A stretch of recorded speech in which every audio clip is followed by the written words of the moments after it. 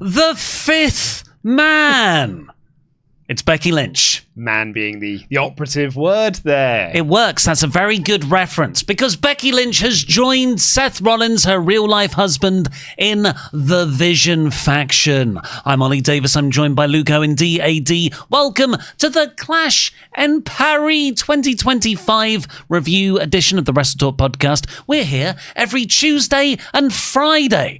Tuesday to review Raw, so make sure you're subscribed for that. And Friday to catch up with the whole week's worth of news. If you haven't already, please subscribe here on YouTube, wherever you ever get your podcasts from, be it on Apple Podcasts or Spotify, or excitingly, for the first time ever, you'll get an email. If you work in any office, you will get an email on, I think, Wednesday, 9 a.m. They're going to do a fire alarm test. And now, if you stay through the fire alarm test, on the fourth ring, it's going to have this whole podcast. Is this meta commentary because I forgot to edit out the fire alarm from our cutscene review of the Snyder Cuts? No, it's nothing to do with your mistake. Why would I call out the fact that Luke left in 12 minutes of fire alarm? It was not 12 minutes, it was 8. It was 8. But yeah, it's not a real pleasurable thing to listen to, is it? And also, I got it cut out of... Bear in mind, I had to cut it out using YouTube's back-end editor, which is not the smoothest of things in the world. And I cut it out within 90 minutes of the episode going live. You know, granted the Patreon one had to be done a day later because I had to do that one in the office. And I wasn't in the office when I realised the mistake had been made. But I'm holding my hands up. I made a mistake. And thank God you did, because we got all that feedback. We got so much feedback about Luke's mistake. And we realised people don't like the sound of fire alarms. So that is why, we will have this podcast as your building's fire alarm sound. I've also just realised as well, where the cameras have been swapped around. So we're not looking at each other. Oh yeah. I'm just going to quickly switch them around. And of course, leave your comments down below and send in your UltraChats to WrestleTalk.com/support. We'll read out every single one. Over $5 before the end of the show. But to talk about the main event angle, we do have to go to the beginning of Clash in Paris, because the opening match was Roman Reigns. Yes, this is what people want. There are now 2 Ollies on screen. I could have done it the other way around, but I was like, no, I'll have 2 Ollies on screen instead. Maybe that's better. The opening match was Roman Reigns versus Bronson Reed. Roman Reigns won. We'll talk about that later. But then we had this long angle that happened afterwards, which I quite enjoyed, actually. I did too. I thought that they brought the stretcher out a bit too early because... One tsunami. Yeah, Reed hit one tsunami. They're like, whoa, get the stretcher out. And then they did the whole like tsunami army. And then they were like... And then I was like, well, now you do the stretcher job. He took one spear and one tsunami. They're like, well, that's Roman gone forever, I guess. We really do need sort of a ranking of tsunami power, because LA Knight's back in a week and he takes 4. Yep. Some people take 1. They're gone. Seth Rollins took 6. He was gone for months. I think 6 should be you are out for at least a month. Well, that's what I think. He should have hit 6 tsunamis on Roman Reigns, then done the stretcher job, or done 4, then do the stretcher job, and then do 2 more while you're on the stretcher. Yeah. But like, they put him on a backboard after 1. I was like, what a pussy. Get up, mate. We're almost a year removed, actually, to that Bronson Reed, Seth Rollins 6 tsunami angle. So it'd been quite poetic in a way to then do it on Roman. Now Bronson is aligned with Seth. But yes, that happened. Roman got his revenge on Paul, get him in a little guillotine choke after he beat Bronson. And then I thought this was really good. Roman starts to sign the trainers and throw them into the crowd. Yeah, really good misdirect. The way he was doing that, I was like, okay, that's the end of this. Because we've already had one angle and now we're getting another celebration. That's it. But Bron Breakker storms out of nowhere across the commentary table, spears Roman Reigns, and then this starts this prolonged beatdown. Officials run down. The stretcher comes out immediately, as you pointed out. Which, you know, if Bronson just hits a tsunami in a match, a stretcher's got to come down now. That's what I mean. What a wuss. What are the rules? And they're probably like, oh, God, he's going to film Street Fighter. We need to protect him for the insurance. Yeah, I mean, this was done to write Roman off TV because, I mean, like, he was probably going to be taking time off anyway because it was weird seeing Roman Reigns wrestle on a B show regardless. But he's going off to film Street Fighter and on Australia as well, which, fun fact, everyone, the original 1994 Street Fighter movie was also shot in Australia and in Thailand as well. And they had a terrible time shooting in Thailand, so they sort of moved it to Australia as quickly as they could. And further fun fact, the reason why Kylie Minogue is in the movie is because they were heading into actual production of the movie, did not have Cammy cast, and director Steven D'Souza was going to do a set visit, was on the flight to Australia, saw an in-flight magazine with Kylie on the front cover and said, that's her. Yeah. Cast her. Great. And then he finds out she's 4'8". But awesome. And she's great in that film, which is a flawless movie. Is there anywhere I could maybe see? You're going to want to move, by the way, because you are really out of frame. Not that way. Is there anywhere else I can find out about the history of Street Fighter? You can. There's actually a very good YouTube video available on Cutscene where there's a bit of a history of the Street Fighter movie, but it's actually more about the toyetic nature of the Street Fighter movie and how it's basically a little G.I. Joe movie in disguise. I didn't know 50 Cent's in this new one. Yeah, no, it's a wacky old cast. You've got Cody, Hiroki Goto. Hiroki Goto, Forbidden Door in it. Yeah. 50 Cent. It's a weird casting. But yeah, so Roman has now been ridden off TV. This is why the injury angle was done. But it's not just that. This set up the night-long narrative, like the sort of bookend chapters, for the main event. Because now Seth, who has really won a lot of his matches because Bron or Bronson or Paul Heyman have got involved, now has nobody. Pierce backstage after this opening angle says, Bron and Bronson, you're out of here. If you come back, you indefinitely suspended without pay. Yeah, and this is where you figured out there was going to be a run-in the main event. I didn't until Seth's promo where he said, I'm always 2 steps ahead. And I was like, oh, right, so someone new is going to join the faction. Then. Yeah. So I just couldn't see. We've all watched Bloodline matches over the last couple of years. And when they get themselves in a spot where everyone else has been removed, what? How could Roman retain the title? You just had another Samoan family member. See, what they've got to do is go with like the authority, not the authority, the corporation way around it, which is that the corporation's banned from ringside, so they fired the boss man from the group, and then he raised up the briefcase in the King of the Ring ladder No match. one knows that was him. That's not confirmed. One of wrestling's greatest mysteries of who raised it was the boss man. It's quite clearly the boss man. If you watch the next episode of Raw, they pretty much say it was the boss man. I guess we'll never know.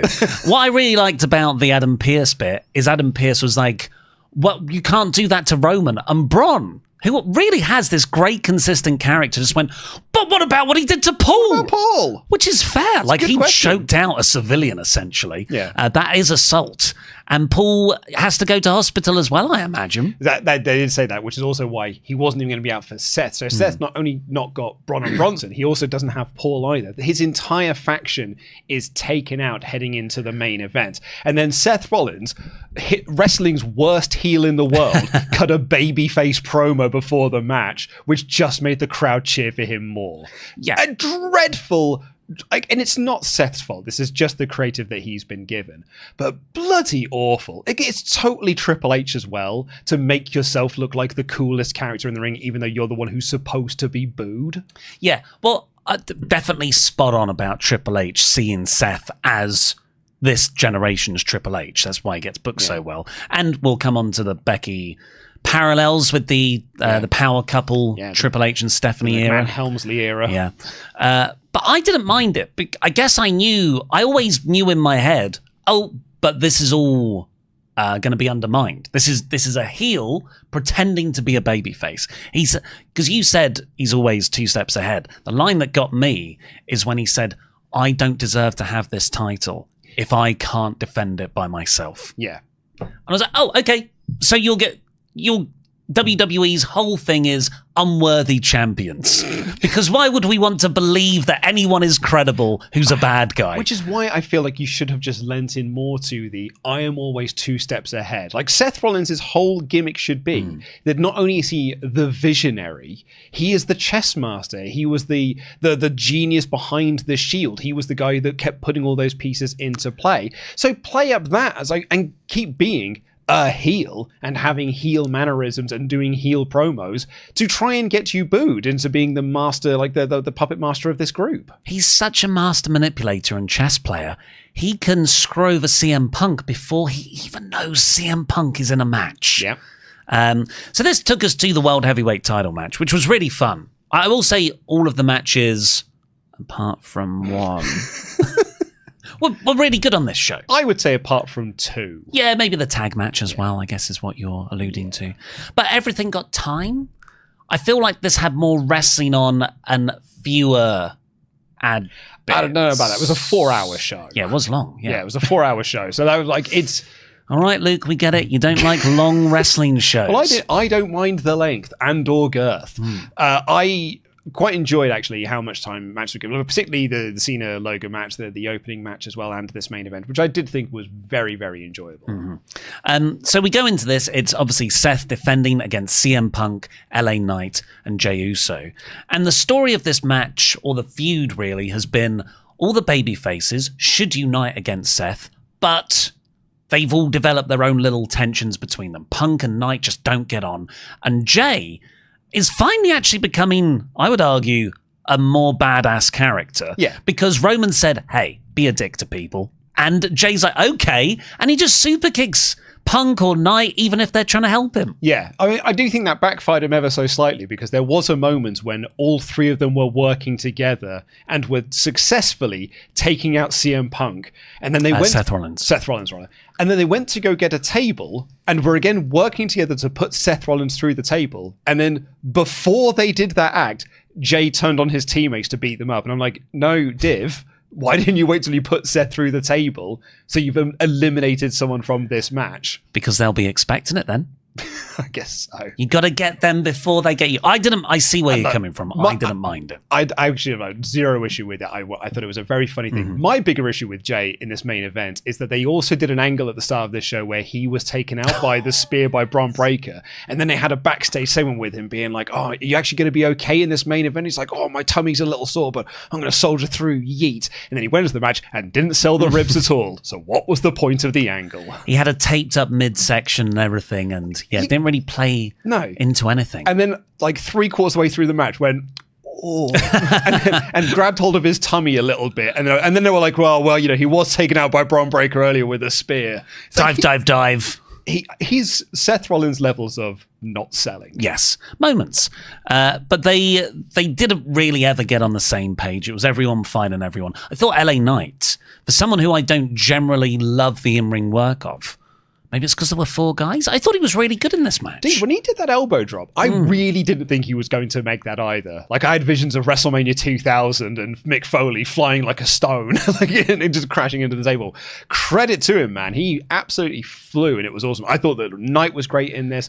Jey, bad selling aside, was really, really good in this. I thought Punk was great in this match as well. I thought Rollins was really, really good. Like, I thought all 4 of them were great here. Knight got his own back on Punk. A couple of weeks ago, Punk accidentally knocked Knight off the apron through a table, and Knight did the same thing to Punk here.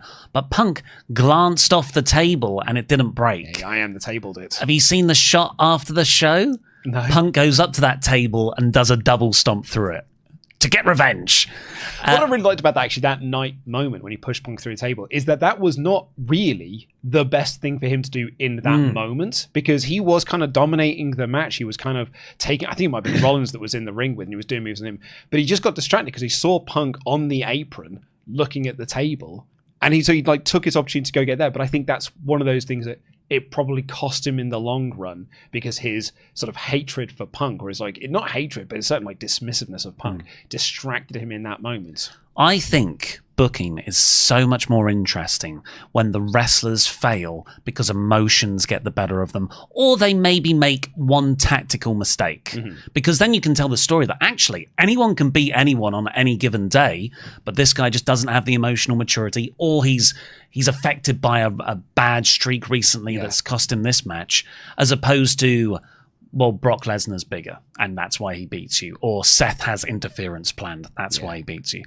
But this comes down to what WWE always want Raw to come down to: Punk versus Rollins. Sure was. Year and a half, we're coming up to 2 years, and it's always the least interesting thing. And Jay's taken out, Knight's taken out with those table spots.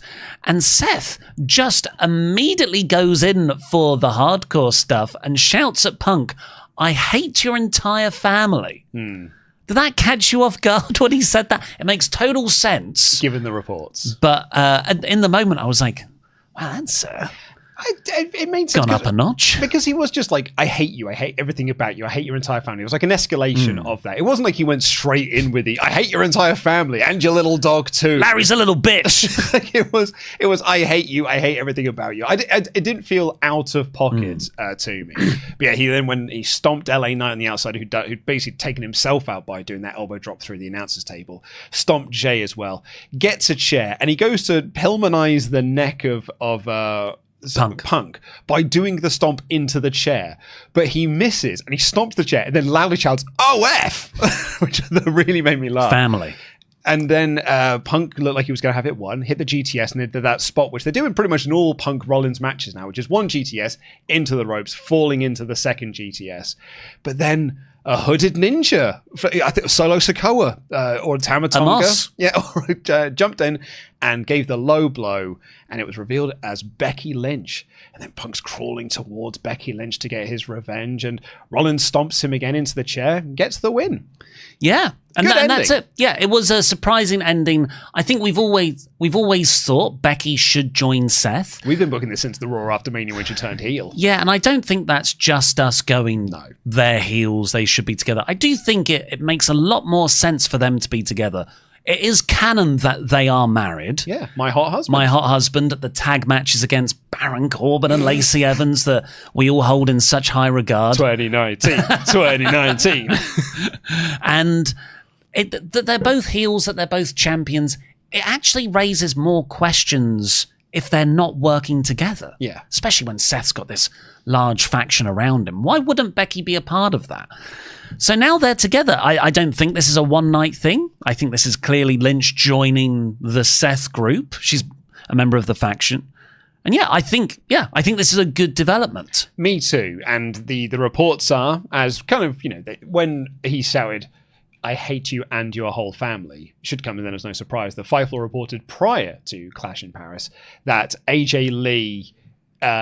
there's been creative pitches for AJ Lee to return to WWE, and for the first time in a while, they're not being turned down. And the sort of like general online sentiment is that's the match for WrestlePalooza. It's Becky and Seth versus Punk and AJ Lee. Probably they're with Miz and Maurice, and make it a little three-way match. Nikki and John Cena. There were other bits afterwards. Punk. Could you imagine if John Cena tags with Nikki Bella though? After he snogged that dude, that little kid's mum at ringside. I thought it was a mum as well. I thought it was so funny. I thought it was that little kid's mum. That's how you turn heel again. It was all a ruse the last month.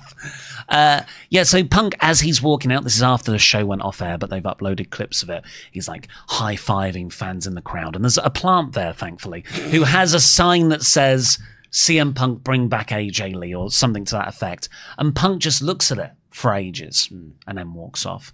And then in the post-show, whatever it is, the panel thing, you've got Big E talking to Jackie Redmond, and Big E says, "Look, CM Punk's got a wife as well." And just as if that wasn't enough, Jackie then goes, "AJ Lee?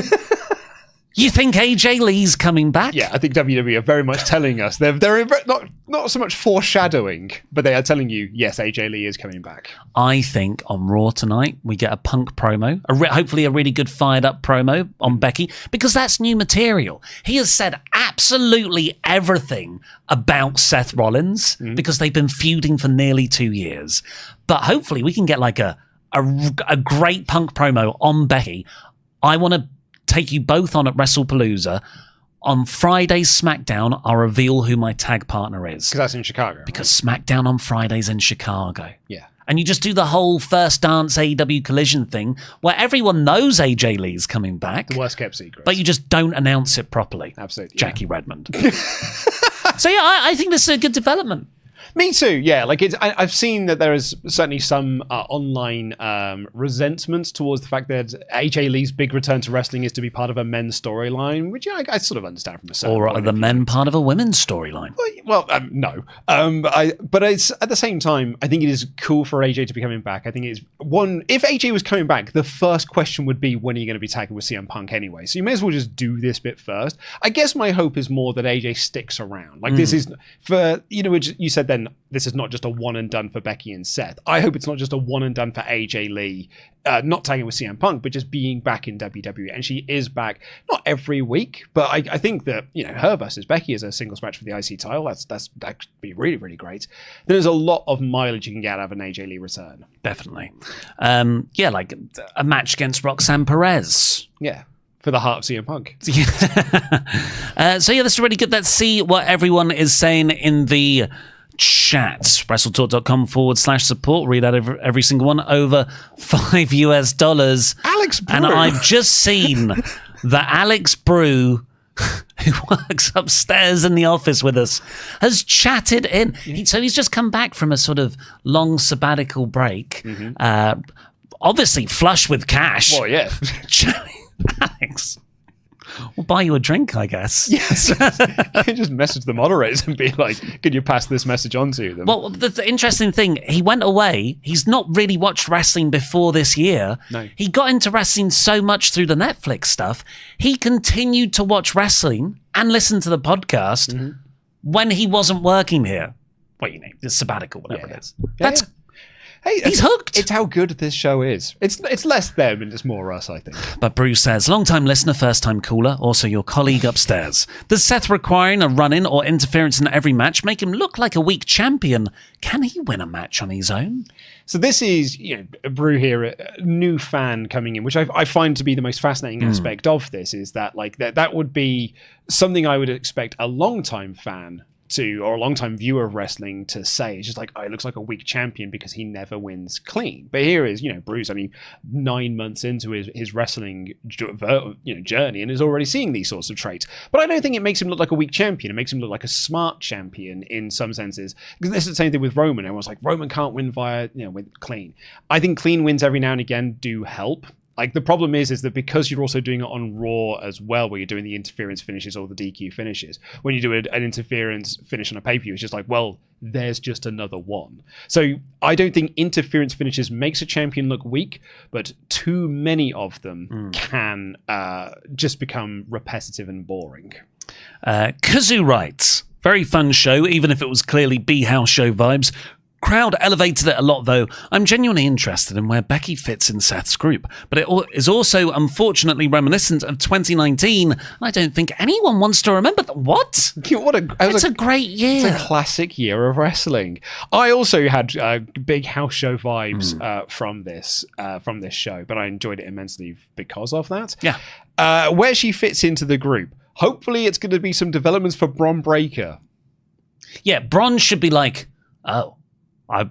I guess I trust you guys, but it'd be nice to be kept in a loop about these kinds of things. Yeah. Yeah, because he's still not really shown any annoyance that they tricked him that Seth was injured for 4 weeks. He was claiming, not that long ago, he was the leader of this group. And now he's third in the pecking order? Yeah, pretty much.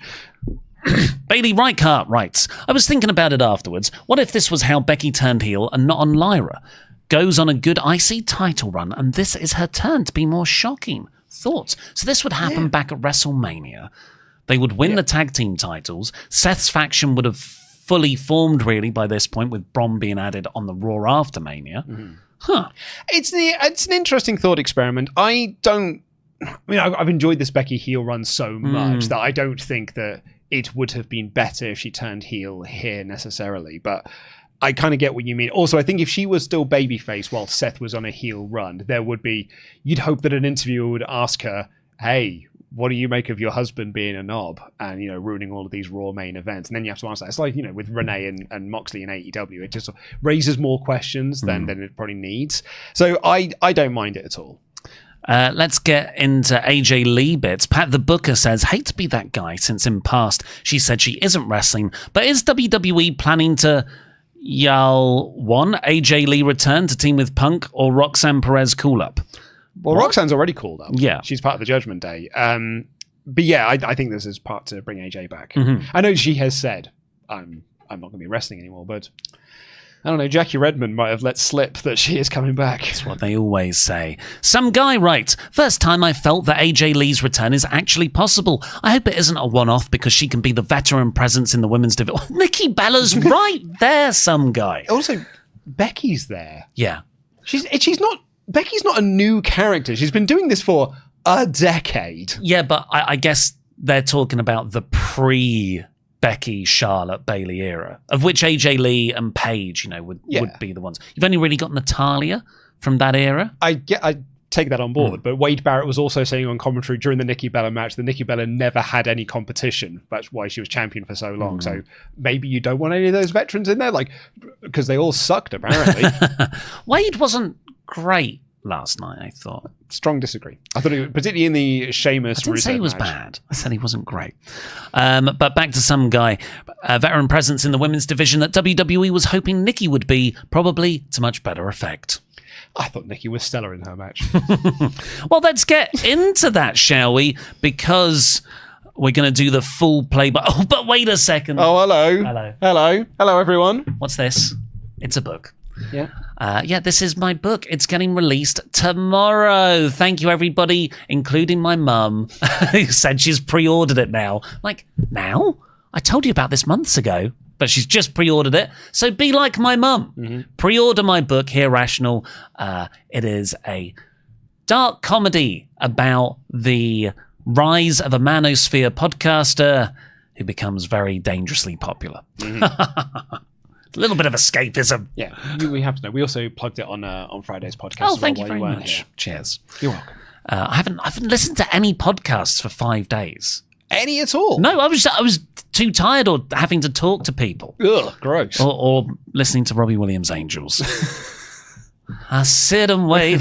But yeah, go over to Amazon. Here Rational. Thank you very much. It comes out tomorrow. Very excited. It's very cool. The opening video, we haven't really spoken about the graphic design of this pay-per-view. Or the Van Gogh inspired. The swirly star sky stuff. Yeah. I don't know. It just makes the whole thing feel a bit like a museum gift shop poster. I know, I liked it.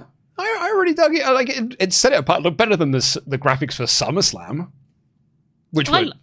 I didn't mind the SummerSlam. The SummerSlam ones, where they were just like stock PNGs just in front of the big stadium and stuff. Some of them moved. So, yeah, but what were Which ones? Which ones though? Which ones got to move? I like it was more stylized, and I enjoyed that. I did like the giant Eiffel Tower in the middle of the Tron. But yeah, we've already covered it. The first match was Bronson versus Roman, because Roman generally likes to open a show if he's not closing it. Really changed the structure of all wrestling shows, Roman doing this. Yeah. Over the last 5 years. But he comes out wearing his 2 Ulafalas, this time in honor of Afa and Sika, and Bronson's wearing the trainers when he comes down. The Shulafala. The Shulafala. I thought this would be more of a grudge match. But instead we got... the opening 3 minutes were honestly them not touching. The bell rings and they just soak up the crowd noise, because the crowd were amazing. They were on fire the whole night. And then they went into a lockup. Yeah. And I think this is, again, one of those examples of moments versus storylines, in that the storyline, I would say, Roman's just got to go for this guy. He's been disrespected, beaten up for the last 4 weeks, kick the crap out of him immediately. But the moment is to pose and let all the fans do their chants. Yeah, I would agree. It was also 16 minutes into the show before we had that lockup. So I was like, Do you know it was a full hour as well before the next match? Is it really? Yeah, so you've got the opening, and then there's the lockup, and then there's the match, and then there's all the angle stuff afterwards. Then there's the Pierce stuff backstage. That was an hour. It's been said before, but I mean, I feel like I'm going to be echoing a lot of other people. WWE pay-per-views are not designed to be watched live. They are designed to be watched on Netflix 2 days later when they cut out all of the fluff, because it's a lot of like, just tap in that little right arrow on the keypad just to forward 10 seconds. There's a period, actually, I did write it down because I am that guy. But after the Cena match ended at 2 hours and 56 minutes, and the next match started at 3 hours 22 minutes. Like, really? 25 minutes? Yeah, nearly a full half an hour between the matches. Like, they're not designed to be watched live. No. Tell that to Netflix's ad-supported tier. The story instead, then, as opposed to the story I wanted, which was just blood feud, fighting, brawling, was Roman is going to overcome the big monster guy. So Roman struggled to do a Samoan drop early, couldn't hit it. But over the course of the match, Roman gets better, and he ends up hitting a Samoan drop off the second rope, spear to win. Yeah, it was... you could tell that Roman was going to win because they were doing such a job on commentary of making sure that that Bronson Reed is really dominating the match here and putting him over on commentary. This felt like it did massively elevate Bronson. Like, going in, when we did our predictions for this on Friday, I'd said that Bronson beating Roman would do so much for Bronson Reed. But like, more than like Roman winning, because Roman gets kind of nothing out of this. But the best you can have then is in Roman winning is making sure that someone looks better in defeat. And I think Bronson Reed looked better in defeat coming out of this match. Like, he did level up. Now it's a case of following up on that, because what you don't want to do is, Montez Ford this when he had that run in the Elimination Chamber where I was like, what a single star. And that was 2 years ago, and he's still a tag guy and having dissension in the Street Profits, a 3-year-long storyline. It's longer than Theory and Waller, isn't it? I agree. And also you had the angle afterwards where Bronson did ultimately stand tall. Yeah, so who's the real winner? So, yeah, it feels even better for him. Roman won. There was a great spot, though, when Bronson caught a spear or just stopped him dead and then just powerbombed him. Awesome. Straight out of Gunther. But yeah, then we got the angle. The next match was the Wyatt 6 versus the Street Profits. Pretty standard stuff, if I'm honest. Well, you know why this is on the show, right? Because people complain there's 5 matches? No, it's a sponsorship match. Oh, it was the Borderlands entrance. Yeah. Of course. The second the Street Profits came out in Borderlands getup, I was like, oh, right, it's the sponsor match. Because this is what happened at WrestleMania when all of a sudden out of nowhere they were like, it's going to be the Viking Raiders versus the War Raiders versus the New Day. And then the Viking Raiders come out in the Clash of Clans stuff. And it's like, oh, right, it's a sponsor match. And so they made their entrance. And then because we're on the UK feed, the audio just cuts dead while they show. I was like, okay, so this is obviously a Borderlands advert here. And then after the match was finished, they played a trailer for Borderlands 4. That is why this match is on the pay-per-view. It's not because of a storyline or the star power. They had a Borderlands sponsorship and they put it in this match. Yeah, it was the Wyatt 6 mostly cheating near the end. Eric got in Dawkins' face. Abby the Witch grabbed Ford's leg. Uncle Howdy, Sister Abigail on the outside. And they retained. Yeah. Wyatt 6 are, considering them debuting last year and they've got the belts now, pretty lackluster, actually. No kidding. And yeah, the Street Profits, this is like the least interesting of all those great tag teams on SmackDown right now. So I guess, if you're going to do a sponsor match, just fudge these two in. Absolutely, but I'm going to give huge credit to Montez Ford because he's seen how over Yeet is, and he's like, I'm just going to do my own version of Yeet. And he did it in front of this French crowd, and boy howdy was everyone joining in with it. So like, that man has got his eye on a little singles run. Becky Lynch then took on Nikki Bella for the Women's Intercontinental title. My first note here is Wade says, in so many words, Nikki's never actually faced actual competition. It's weird because they were like, she was Divas champion for 300 days and all this. I was like, you can't have your cake and eat it. You can't say she was champion for 300 days and then in the same breath also say she never actually faced anyone that was good. I feel like Becky took 80% of this match. I like usually the babyface, particularly in this story where, Becky's made fun of Nikki and Kelly Osbourne.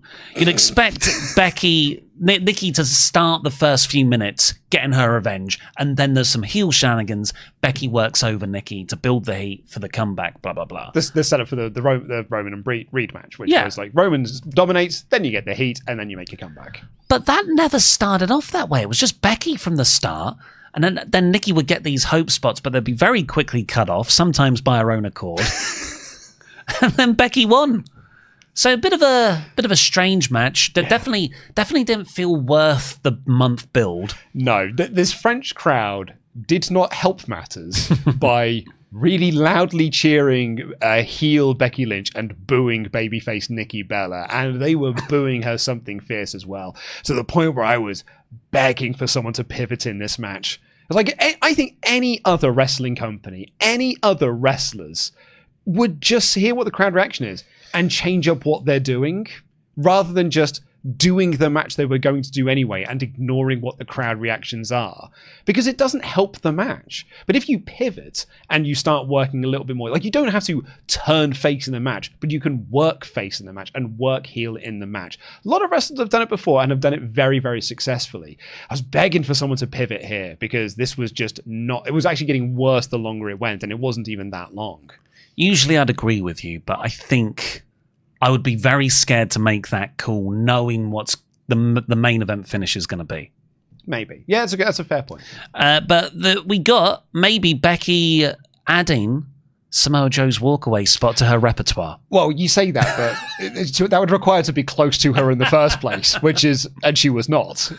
So yeah, Nikki jumped up to the second rope and then went to do like a disaster kick off of it, and was not anywhere close to where Becky was. Is that Becky's fault? I feel it's a little from column A, a little from column B. Becky was certainly too far away, and Nikki did not go far enough. So even if Becky was in position, I still think Nikki would have missed. But it did look, it wasn't even a walk away spot, it was almost a walk towards spot, and you still missed. Yeah, Becky sold her face as well. It was all a bit clunky, and the other weird bit was Nikki was slamming Becky's head on one announce table, then the other, then she went between them.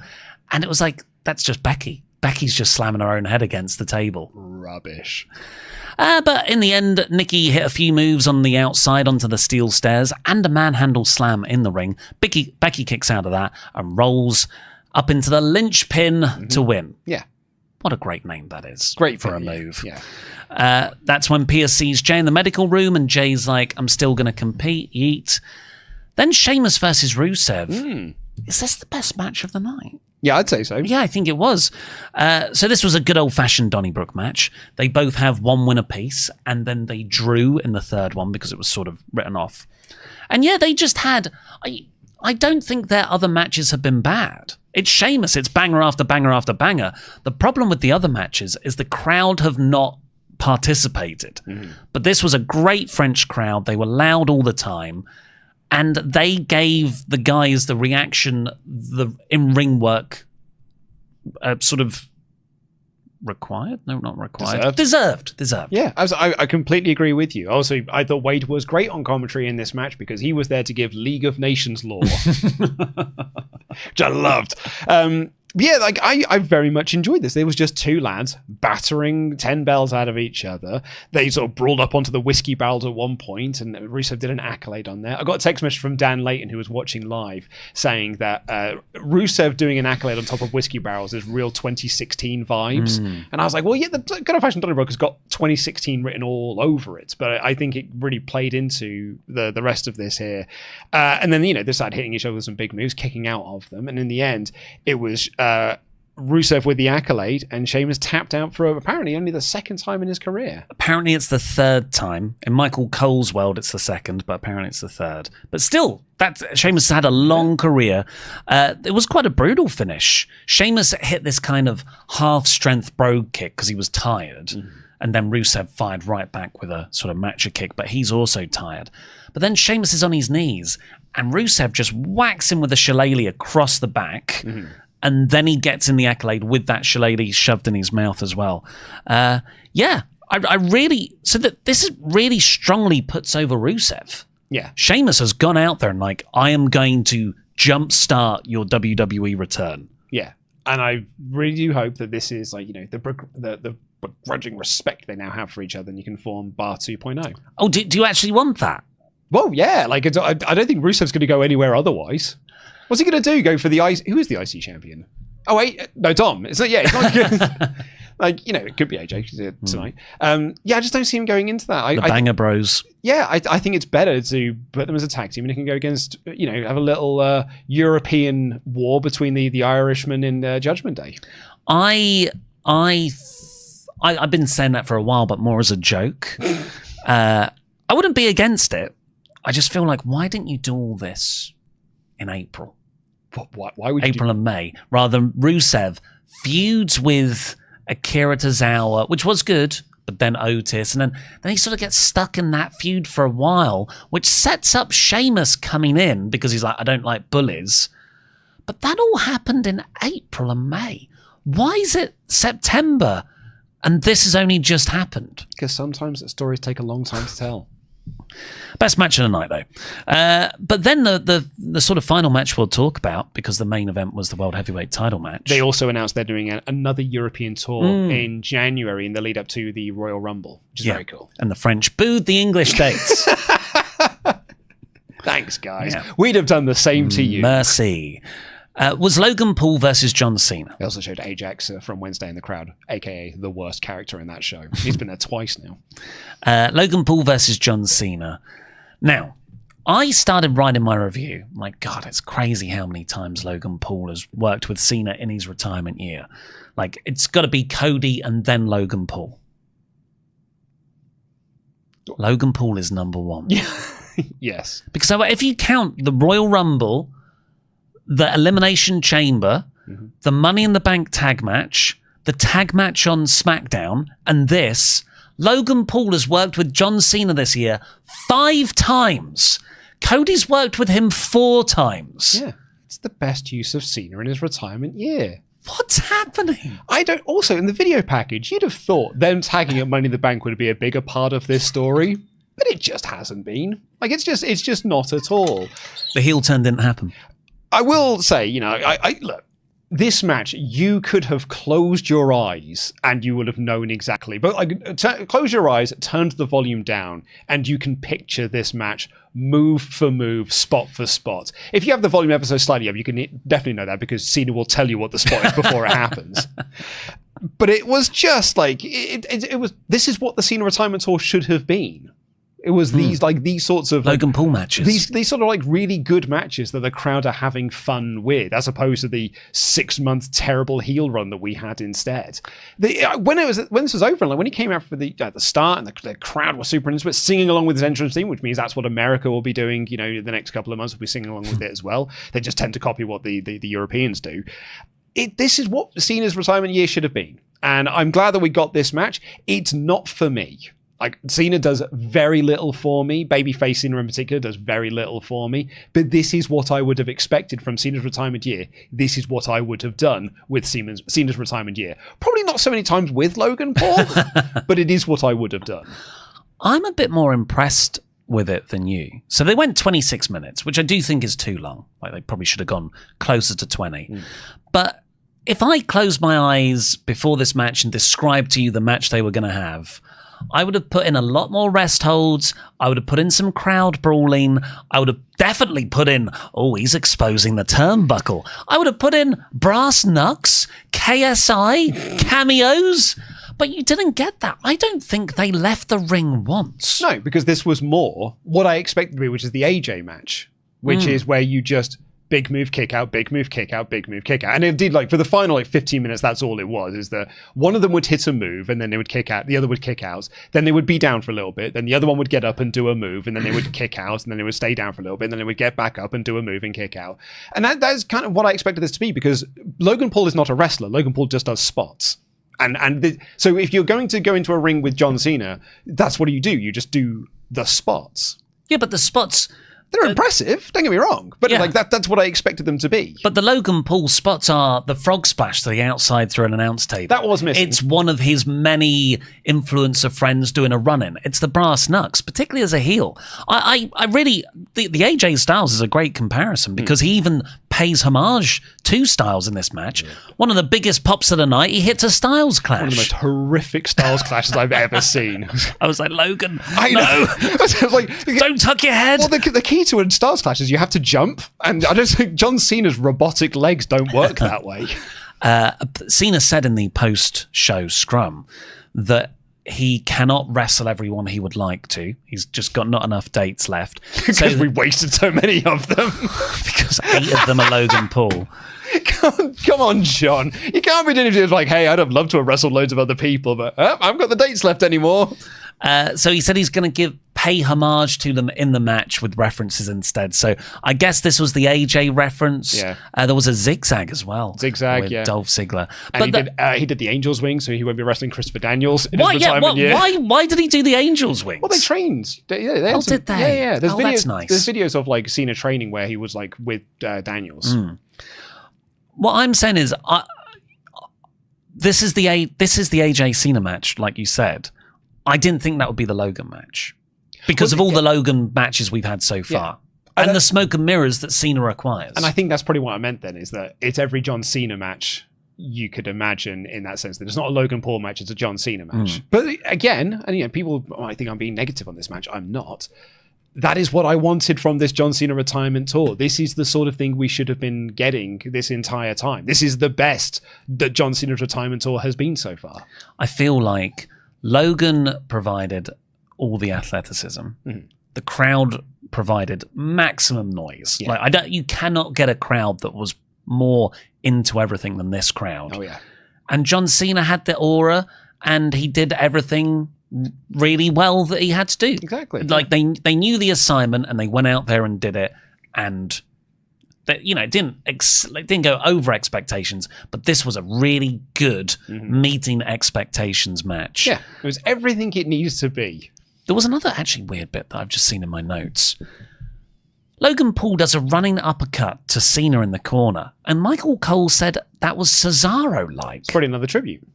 Yeah, I guess so. Yeah. Another person he can't wrestle in his retirement year. He shouted out Cesaro, Claudio, didn't he, in the pipe bomb promo? Yes, he did. Yeah, when he was naming people. Yeah, he said, "Hello, Claudio Castagnoli." But yeah, all the finishers spamming. The crowd's incredibly loud. That's the other part of this. Like, 'cause this match it is what it is, and it did exactly what it needs to do. But it's leveled up because you had such an amazing crowd. Kind of like actually Backlash last year with the Cody AJ match, which was already a great match, but it's hugely leveled up because you had that incredible French crowd behind it. It's exactly the same thing here. This is a match at this level, but with this crowd, it feels otherworldly.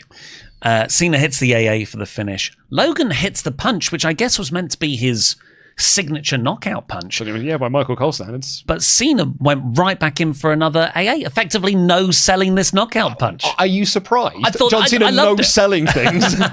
I loved it. I thought it was great. I thought it was a really good finish. Cena had some classic just laying on the floor selling throughout this. Well, you've got to hit that 26-minute mark.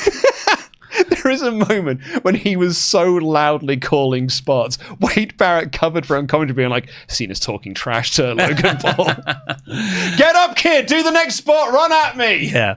And in true Cena style, he pops right back up. Yep. No selling anything. Absolutely. Over to the kid. And there is the kid from Belgium that they showed in the crowd, and Cena cut a promo on him. So that was really nice, and they shook hands.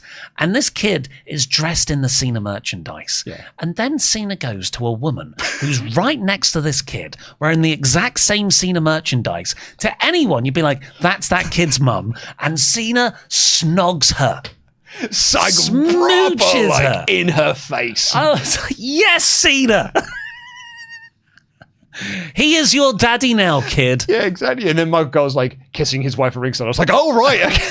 That was that kid's mum. So funny. But yeah, like it was, I love John Cena doing a 26-minute match where you're doing so much big selling. And then the second it's over, boom, fine. Absolutely fine. Dude, throwing his hand in the air, walking around, shaking hands with everyone. Shaking hands with a kid, snogging his mum. It's classic Cena. And then, WWE said we beat AEW with the gate things. Yes. Well, they also beat Taylor Swift, which is really impressive considering that Taylor Swift had 15,000 more people at each one of her shows. I know it. It sounds dodgy, but I wouldn't want to go after the Tay-Tay fans. Well, no, it's just... They would surely correct WWE. It probably is correct. It's just that shows you how expensive it is to go to these shows. Well, I mean, the Taylor tickets were not cheap either, but I don't know if that's the case in Europe. I can't remember. If there's any French people in the chat, could you just tell us what ticket prices are like in your country? Because over here and in the States, it's driven up considerably by dynamic pricing. But I'm pretty sure, definitely in Spain, there's something about resale where that can't happen as easily. Right. So maybe, Taylor couldn't charge as much per ticket. Yeah, maybe. I don't know. And then it was the main event. So overall, I thought this was a fun show. Nothing special, but weirdly newsworthy. Roman being ridden off. Becky joins the Vision. No title changes. Yeah, I was surprised at how newsworthy it was, considering the lack of hype going into it. But maybe that was also WWE knowing that they sort of had to over-deliver ever so slightly here. Like Santi's app, like quite wonderfully said that it feels like they've done this show dirty because they had the ESPN deal. So they were like, well, sack off Clash in Paris then. We actually don't care. Yeah. We just got all of our eyes focused on WrestlePalooza.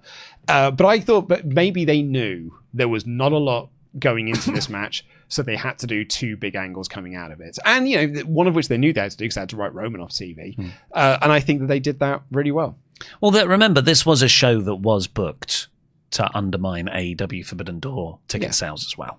And yeah, and you know what? We were talking about this on Friday about this like WWE counter programming and stuff, and you know they do it to hurt AEW, and really like it's not, because it didn't hurt Forbidden Door ticket sales whatsoever. If anything, as Tony Khan will tell you, it overperformed in comparison to WWE shows, and this wasn't hurt by Forbidden Door either. So I think it really is that thing I've been saying on the show is like people have picked their side, and they're going to go to whichever shows they are on, and it's not really there's not that many on the fence fans. There are a few because I've heard anecdotally from them, but I think broadly the large majority of them have just decided which shows they're going to go to.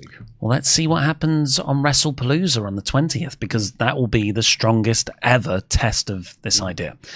Please give your vote in the poll for how much you enjoyed this show, and we'll get in with the rest of the UltraChats. Not Omega Chats. Nope. Tasty69 writes, booyah! Yes! Yeah, that's my guy right booyah there. Reference. I'm glad that someone said that, because there's some CEO's kid who'd have been really upset if it hadn't been said in this episode. That guy could get fired. He's going to lose his job.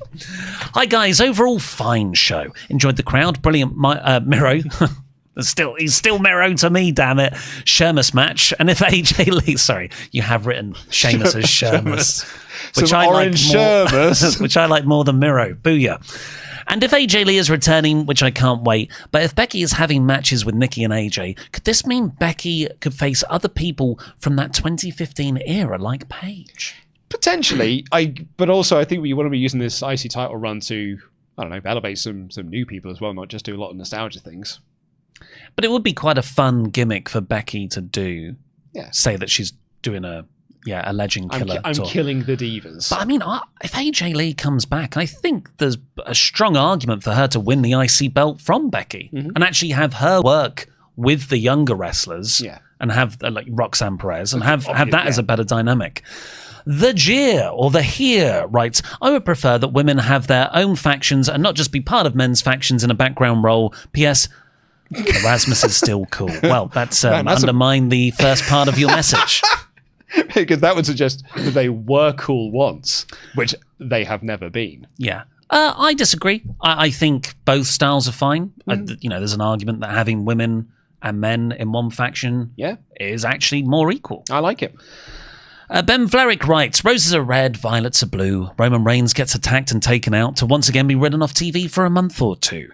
Tribal Chief, more like tribal leave, am I right? No? Yeah, I didn't really think that one through. Reigns' injury angles are overplayed. Didn't quite nail that roses are red, violets are blue rhyme scheme there. Just going to roast poor Ben Flerick. Yeah, I will do, actually. It is a bit repetitive. This was Roman's only singles match this year so far. Yeah, smart man. Ket writes, there's no way Cena doesn't have enough sway to put his foot down and say no if he wants to. I'm not buying into this narrative that Cena has no input into how his retirement run is handled. That being said, his match with Logan was pretty solid. I think he does have enough sway, but I also think Cena is... and he says this a lot in interviews, and I do buy it when he says it. He's just like, look, they just tell me what to do and I do it. And he's like, if they want me to go out there and be a heel, and then I'll go out there and do it my best, and I'll come up with some ideas. If they want to go out there and do this, I'll go out and I'll do that. Like, I think that is more of his maybe he should have been a bit more forthright in, no, I want to do this in my retirement year. But honestly, the way it's played out on TV really does lend credence to his interviews where he's just been like, yeah, I've just done what they've asked me to do. Well, Brock Lesnar came back. He wanted Brock Lesnar. That was all his fault. I forgot that Triple H blamed John for that. I totally agree with you. I think not everyone is a wrestler who wants to have creative input. Some wrestlers are like, give me the role and I'll go out and do it to the best of my ability. Yeah. I think that's probably one of the reasons John Cena became so well pushed in the company, because he would just do whatever they asked him to. Unless, of course, you Jack Swagger who's like, well, I'm not putting him over. Apart from Jack Swagger and JTG and Alex Riley. Writes, flew from America myself to Clash, and the atmosphere was absolutely incredible. Hearing the crowd on TV is one thing, being right in the middle of it is unlike anything else. I'll never forget it. Also, AJ Lee return confirmed. Yeah, I can only imagine what it was like being in the building. Jerome C. Howdy. Personally, I was pleasantly surprised with this show overall. From top to bottom, I think it might be my top 3 WWE pay-per-views of the year. The Cena Logan match and the Reigns versus Thick Bron match overall just made me happy. I like that you put him as Thick Bron, but like it's not like Bron Breaker's not thick. Yeah, thicker Bron Breaker. Bron Breaker. It wouldn't be in my top 3. No, I think when we get to the end of this year, no one will remember the show happened. I think that's quite a lot of recency bias, but it was better than expectations, or exactly what I expected. Yeah. Kevin, Sheamus versus Rusev was my match of the night. I also really enjoyed the opener, Cena versus Paul, and the main event. So that's most of the show there. Crowd was hot. Hopefully we showed that we're better than the unfortunate incidents we saw this weekend. Rhea Punk Sheamus, a very good show. Yeah, I've actually not seen the videos, but Wes, one of our editors, was talking about them, like Rhea being swarmed, being like literally like almost pushed into a car door because they were just like it's just swarming her is the only way to describe it. It's crazy they didn't have security. Yeah. And now it seems like WWE are doing that, but I just would have assumed that, well, we have security at the No Rolls Barred live events. Yeah. Like, why wouldn't well, it's WWE? Do you remember that interview that Bailey did with, I think it was Fox, so I can't remember who it was now, but she did an interview with him. She was talking about how that they have to pay for their own travel and hotels. And the interviewer was like, sorry, what? Yeah. And Bailey was like, yeah. Like, she just felt like it was the most normal thing in the world. I was like, yeah, doesn't everyone just do that? We had security at the watch-alongs we used to do. Yeah. Well, you would do, wouldn't you? Because that's a smart thing to do, because some people are weird. Don writes, but not you. Not you. Not you. Thank Absolutely you for not. watching and listening. Don writes, bonjour. Was at the show yesterday and going to Raw tonight. Ran into Punk during my lunch break as I work right next to the arena. Probably no security at all next to him. Great show yesterday. The crowd kept chanting simplement deux, meaning only 2 because of the French commentators. Kind of annoying. I mean, particularly during that Cena match when it was just big move, 2 count, big move, 2 count, big move, 2 count. They were having the time of their lives. Anonymous writes, hi lads, was at the show last night and the atmosphere was absolutely insane. Best night of wrestling my life yet. I'm only 20 though. My voice is rough, but gonna power through for Raw tonight and cannot wait for the IC title match. Phenomenal la la la la la, however it goes. Yeah, AJ versus Dom. I don't think we'll see another mid-card title change like we saw with Sammy on Friday SmackDown. No. On that note, actually, as was pointed out on Gorilla Position, and I'd actually forgotten that this was a plot point early this year. But do you remember that the Vision offered Sammy to trade to SmackDown and get a world title shot? And Sammy said no. Yeah. So instead, he just went of his own accord halfway through the year and had to work to get a mid-card title shot instead. But he really wants that United States title. What a fucking idiot. Team Ghost Rider Inc. writes, so this PLE was fine, but I think that they could have had a tournament for the Women's Championship on both Raw and SmackDown, which would conclude with Stephanie versus the winner of the tournament, the Clash at Paris. It would have been a very rushed tournament. We pitched something similar, but I think there's been quite enough tournaments this year. There's a chance to do something different. I disagree. Well, they're going to do that, though, aren't they? They're going to do a tournament. Well, Adam Pearce said last week he's going to announce who the returning or the person is. He just needs a week to I was going to say, finalize I thought it was a tournament that he was talking about, but we'll find out on tonight's show, because I think I was probably wrong on that one. But there was definitely enough time to do a tournament, but really the bigger thing here is saving it for ESPN. Like that's more than the Paris show. The bigger deal is to save this for WrestlePalooza. Will Campbell. Hi guys, thought the show was mostly great. Becky versus Nikki was unfortunately mid, but I think Cena versus Paul was the secret hit of the show. Both men put in a hell of a shift, and seeing Cena hit Angel's Wings, End of Days, that's another one, Baron Corbin, and a Styles Clash was really neat. Yeah, and then Logan Paul kicking out of it was a real disrespect to Baron Corbin. That was such a protected move. I think calling Becky versus Nikki mid is a high praise indeed. Hooper George, writing this ahead of the stream, but wanted to say that after watching Forbidden Door, then Dynamite, my foray into AEW has maybe converted me. After a repetitive stretch on WWE and a PLE, I wasn't super into yesterday. It's been refreshing to see the quality on offer elsewhere. Yeah, it is. I'm not going to do the tribalism thing here, but watching Forbidden Door, then watching Raw is such a gear shift. Chris Boscher, met you guys Sunday. I told you I nearly had a Kevin Kelly moment, but glad I didn't. What an honour to meet you both. Been watching since the days Luke had hair and Ollie had that weird voice. Thank you for everything you do. Can't wait for the book, Ollie. Well, thank you very much for bringing that up. It's out tomorrow. Hear Rational. We also just want to clarify as well, when he says a Kevin Kelly moment, he means more. It means he thought paedophiles were trying to abduct everyone's kids. And it was the first thing he was going to say to us when he walked up to us. He thought we were the paedophiles.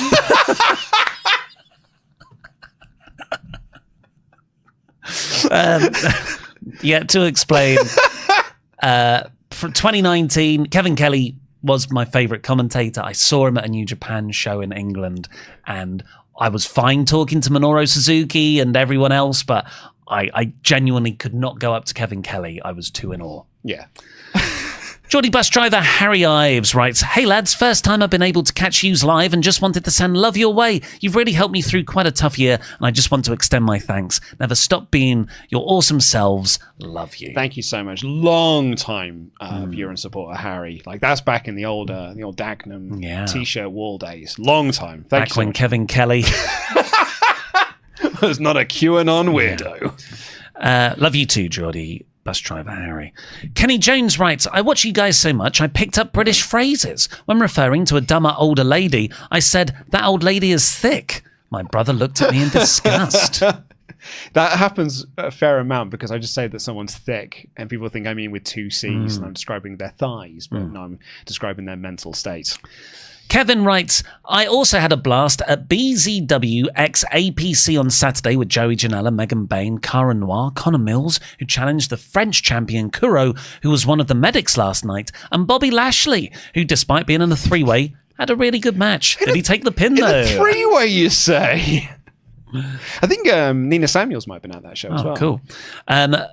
Mod Mother says that Roman had a singles match on the Netflix premiere. Yeah, he did, The Rock. Oh, of course he did. Against Solo. Yeah, he won back the Ula Fowler. Yeah, was that no, it was like the 6th of January. Yeah. Actually, that was the other thing I was going to mention about that match. I got slightly distracted during it because at one point Bronson got the Shula Fowler and was posing with it. And then he handed it back to Paul. But obviously, because they needed to separate it out later, Paul was trying to untangle the Shula Fowler, and it was just getting worse and worse and worse. When Roman was signing the trainers, he just signaled to a guy, and I was like, what's he signaling? And a guy came over with scissors and snip, snip. And finally for now, Italian Josh writes, hi lads, just popping in to say hi. Had a good time with this PLE. Everything was enjoyable and the French crowd was great. Hate to admit this as an Italian. Also, regarding the profits, this is the first time sponsored gear works for me. Lots of love. Also, thinking back now, the War Raiders were the sponsored gimmick and they lost. And then the Profits were the sponsored gimmick here and lost. I would say if you're a tag team in WWE and they offer, say no. Yeah. It definitely means you're losing. Well, you get money. Do they get money? I don't know, probably not. Well, thank you very much for joining us here today. Go and watch my review, the WrestleTalk news, as part of this show, because there's a bit more news stuff tied to this PLE. And make sure you're subscribed, because we will be back tomorrow with Raw, where we'll be going through all of the fallout of the Becky joining the Vision storyline. End of the poll, 52% thumbs up, 39% in the middle. Yeah, I think that's roughly where I had it 75%. So yeah, a decent, a good use of time. A good odd. I thought it was going to be more forgettable than it was, but I do think when it comes to the end of year awards, this is not going to be ranking high in anyone's actual submissions. Yeah, and I don't think any match on here will be in the top 10. No, I don't think so. But the matches were good. Anyway, buy my book. Links in the video description below, hopefully. And we'll see you tomorrow. But for now, I've been Ollie Davis. This has been Luke and DAD. Jam that jam. Jam that jam.